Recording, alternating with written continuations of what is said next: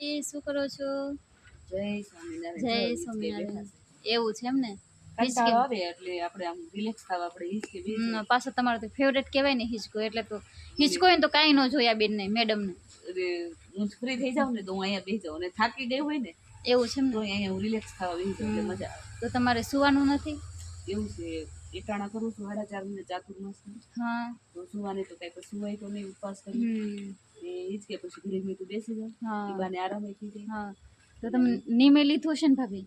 હા, ચાતુર્માસ ની લીધું આપણે 4.5 મહિના મંદિરે જઈશું. હા પછી બેનો એમ કીધું મંદિરેથી હા કે રીંગણ ન ખવાય, હા શેવડી ન ખવાય, હા. અને બીજું શું કીધું હતું? 3 વસ્તુ મૂળા, 3 વસ્તુ મૂળા છે ને આ ચાતુર્માસમાં ન ન ખવાય. ખવાય.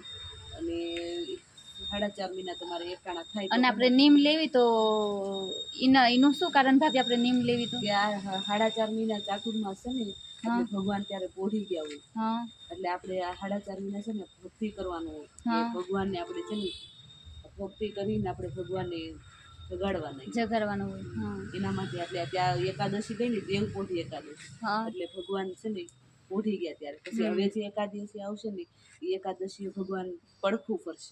પડખું ફરશે. એટલે 4.5 મહિના આ છે ને ચાતુર્માસનો બહુ મહિમા છે ભક્તિ કરવાનો. એવું છે. તો મિત્રો ચાલો, જય સ્વામિનારાયણ. બધાય તમે એકાદશી કરજો ભગવાન માટે. ભગવાનને આપણે જગાડવાના છે. જય સ્વામિનારાયણ.